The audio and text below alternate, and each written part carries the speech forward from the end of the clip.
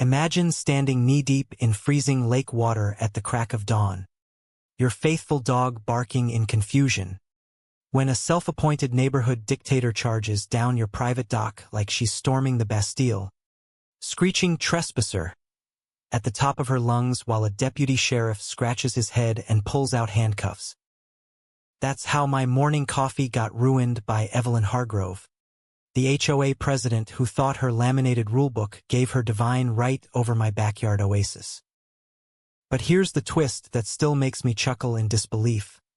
By the time those cuffs clicked shut, I'd already set in motion a plan that would strip her of every ounce of her petty power and hand me the keys to her prized community marina.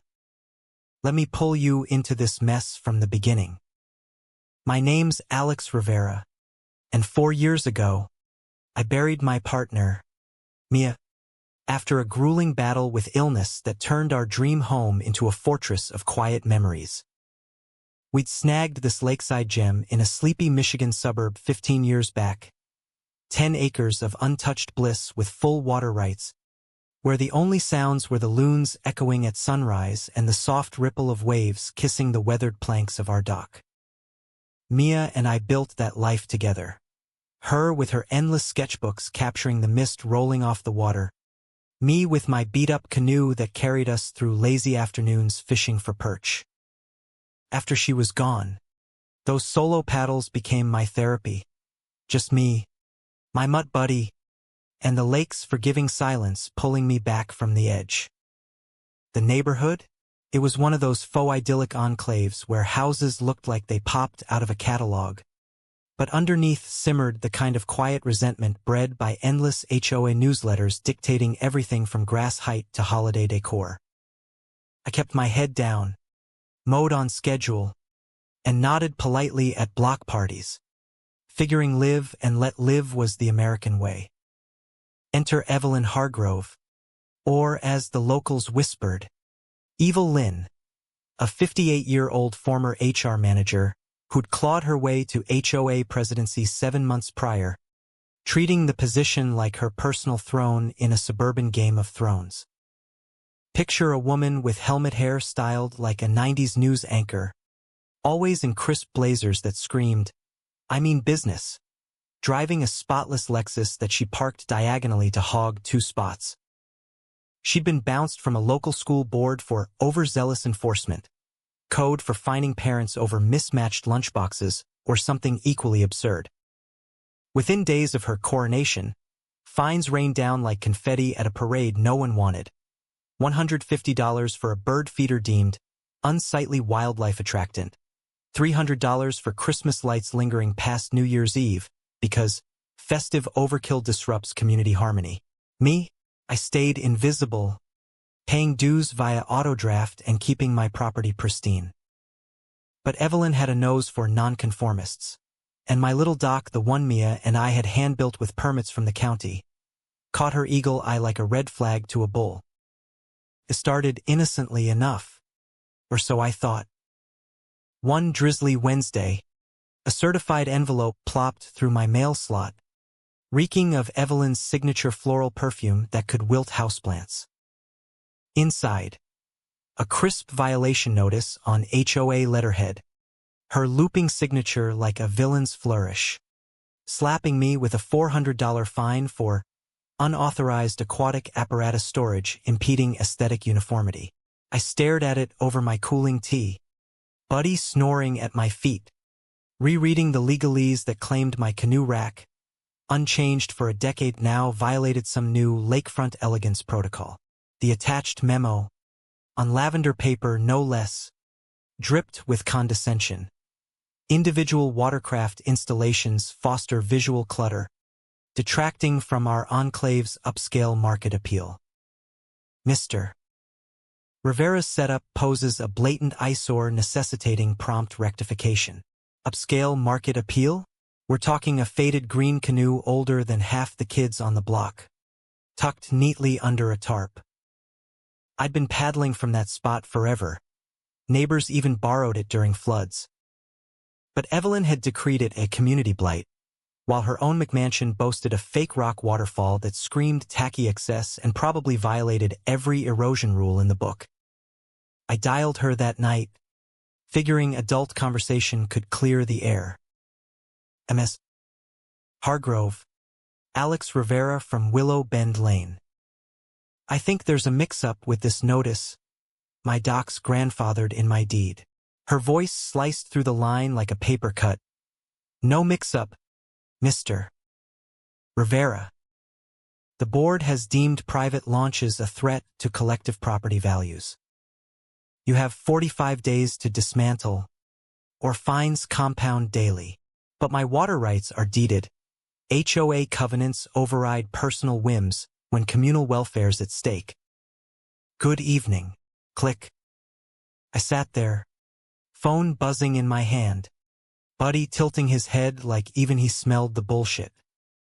This woman, hiding behind welfare, had just targeted a guy still grieving, whose only crime was existing quietly. Little did she know, her smug dismissal lit a slow-burn fuse in me, not rage, but a calculated patience honed from years watching Mia fight her battles with grace. The escalation hit like a summer squall. For days later, a neon orange notice was stapled to my front door, not mailed, but personally tacked up, Evelyn's perfume still clinging like a bad omen. Compulsory HOA assembly, waterfront compliance forum. Attendance mandatory. Violators fined. I showed up at the community hall that Thursday, expecting a yawn fest. Instead, 50 neighbors crammed into plastic chairs under buzzing fluorescence, the air thick with stale popcorn from last week's bingo and the undercurrent of forced civility. Evelyn presided from a podium like a judge in small claims court, in a pantsuit sharper than her tongue, flanked by her minion, her nephew Lyle, a twitchy accountant moonlighting as legal advisor, fiddling with his cufflinks like they were escape hatches. Ladies and gentlemen, Evelyn intoned, her voice echoing with faux gravity. We convene to confront a peril eroding our shared prosperity. She locked eyes on me, seated in my jeans and hoodie, like I was public enemy number one. Mr. Alex Rivera has erected illicit nautical facilities encroaching on HOA domain, exposing us all to liability nightmares. Lyle unrolled a glossy map, a revised survey that magically shaved 20 feet off my shoreline, labeling my dock communal hazard zone. Whispers buzzed. Chairs creaked as folks craned necks. My gut twisted, but I stayed cool, pulling my original 2010 deed from my backpack, Mia's handwriting on the folder tab, a ghost of organization that still grounded me. With respect, Ms. Hargrove, I said, laying the papers on her table with a deliberate thud. My survey shows rights extending 150 feet into the water. This has been fine for 15 years. Lyle peered over, blanching like he'd swallowed a lemon. He muttered to Evelyn, who waved it off. Boundaries adapt with progress. Mr. Rivera. We're safeguarding equity for all. Then old Mr. Ellis from next door piped up, his voice quavering but firm. Alex let me use that dock when my grandson came fishing last year. Built it solid before this HOA started nitpicking gnomes. A few nods rippled. Mrs. Patel added, and he fixed my fence after the storm, no charge. Evelyn's smile tightened into a grimace, her cheeks flushing under powder. Anecdotal kindness doesn't trump regulations. If someone slips on his ramshackle setup, our insurance voids. Think of the premiums. She was weaponizing fear now, her voice pitching up like a bad infomercial. I countered evenly, no incidents in a decade and a half. This feels personal. Personal? This is fiduciary duty. The room simmered, someone coughing awkwardly as Evelyn banged her gavel, Yes. She had a gavel, declaring, "Dismantle in 30 days or face liens." As folks shuffled out, avoiding my gaze, I knew game on. But I'd play smart, not loud. Evelyn didn't let grass grow under her Lexus. Come Monday, I woke to engine rumble, a security patrol truck idling at my curb, exhaust mingling with dawn dew. Out stepped her brother-in-law, Barry, a paunchy ex-mall cop in a fresh uniform, clipboard at the ready, eyeing my dock like it hid contraband. Buddy growled low. I approached in pajamas, coffee sloshing. "Morning. HOA business." Barry puffed up. "Routine surveillance of violation sites. Your launch is flagged for monitoring." Fresh, no-access signs dotted my shore, clashing hilariously with the natural reads. "Barry, right? Evelyn's kin? When'd you get deputized?" His ears reddened. "I'm licensed. MS." Hargrove tasked me with compliance logs. The irony burned. HOA dues funding family gigs to spy on neighbors. For a week, Barry parked daily at 5:45 a.m., blocking my path, scribbling nonsense while I pretended normalcy. But afternoons, I hit the county archives, inhaling dust and ink, unearthing gold. Clerk Rita, a veteran with a no-nonsense bun, slipped me Evelyn's election files. Notices sent snail mail to cherry-picked addresses. No certifications. Half the community ghosted. "Seen tyrants like her," Rita winked. "Power grabs crumble on paper trails." My pulse quickened. Her throne was built on sand. Meanwhile, Barry amped his clown show, tailing me with a tape measure, documenting infractions as I weeded. "Gotcha. That post's 2 inches off plumb," he yelped, nearly tumbling into the shallows. "Barry, this is my yard." "Those signs? Trespassing on deeded land." He stammered retreat. But Evelyn built her echo chamber, coffee clatches for newbies, whispering about my unstable widowhood. Poor Alex. Grief's made him erratic. That doc's a breakdown waiting to happen. Whispers turned to stares. A certified threat arrived Friday. Attorney retention imminent unless removal commences. At my table that night, papers stacked like battle plans. I smirked. Evelyn's overreach had handed me her noose. Her masterstroke blindsided me mid-repair on my dock Tuesday. Hammer mid-swing. Voices drifted over water. Evelyn parading to the community marina with Lyle, Barry, and Suits. Buddy's hackles rose. 20 minutes later, she strutted out beaming, folder clutched like treasure. That afternoon, marina handyman Gus, Barry's reluctant cousin, tipped me off, fidgeting. She dangled $40,000 for exclusive HOA rights. Turn the place members only. Lock out troublemakers like you. My jaw dropped. Genius cruelty, cornering lake access to force my surrender. But Gus added, "Bill's tempted needs cash for repairs." Evelyn's hubris, assuming no counters. I called my attorney pal, Sophia, who dug. The marina was county tax delinquent, auction-bound. "Bid low," she advised. "Turn her trap inside out." I wired funds anonymously, heart pounding.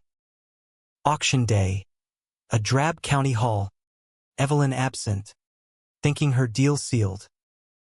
I won for peanuts, $25,000, thanks to back taxes. Bill, relieved, signed over. As I inspected docs, Barry rolled up, blustering. "HOA contests this sale, Mr. Rivera's disrupting harmony." Bill chuckled. "Son, it's done. County's thrilled. Barry scribbled furiously, retreating like a deflated balloon. Afternoon fireworks. Evelyn stormed in, heels clacking, loud trailing. "This sham transfer's invalid," she barked, jabbing air. "You're evading authority," I grinned. "Luck with appeals. County loves paid taxes." Her purple rage was comedy gold, veins bulging as she sputtered threats. Saturday. She tried honey. Solo visit in casual couture, perfume cloying. "Alex. Truce. Drop fines. Enshrine your doc. If Marina shares HOA priority. Surface sweet, but eyes shark-like. And bills pay out?" Her twitch. Miscommunication. Unbeknownst. She recorded, plotting edits to paint me extortionist. But Lyle, conscience pricked, warned Sophia. At her board playback, "Mr. Ellis called bluff. That's chopped worse than bad salad." Evelyn's denials rang hollow. She doubled down digitally, sock puppets posting, concerned about Alex's mental decline. Grief plus aggression equals risk, traced to her IP by tech-savvy Mrs. Patel. Wednesday. Barry Foe inspected Marina. "Safety audit." I deadpanned, "You're not certified." Scram. His flop sweat retreat, priceless. Enough defense, offensive time. Thursday's crisis summit. Hall jammed. Evelyn enthroned. 60 eyes watching. "Mr. Rivera's siege on our sanctity demands action," she thundered, gesturing like a bad actor. Played her doctored tape. Crowd murmured doubt. I rose. Folder ready. Fascinating fiction. But facts. 1,995 covenant grants perpetual access. Your election. Bogus, improper notices. Lyle paled. Board gasped. And emergency funds for Marina bribes? Felony territory. Room erupted. My full tape played, exposing her splice job. County Commissioner burst in with Deputy Ms. Hargrove. "Cease harassing bidders. Misused funds investigation pending." Evelyn's explosion. Conspiracy, but allies rallied. Her facade shattered. Resignation followed in a venomous email. Aftermath bliss. Marina revamped with profit shares for Bill and Gus. Free access restored. Values soared 12%. Mia Rivera Youth Paddling Initiative launch Saturdays. Kids giggling over oars. Buddy as mascot. Ecology lessons weaving respect. New board slashed fines 65%. Transparency reigned. Sophia's caseload boomed. Your saga's HOA kryptonite. Evenings hum with barbecues, not bulletins. Paddle at dawn. Whispering to Mia about reclaimed peace. But tell me, was Evelyn the real villain? Or just a symptom of systems that empower busybodies over basic decency? Drop your take, right or wrong.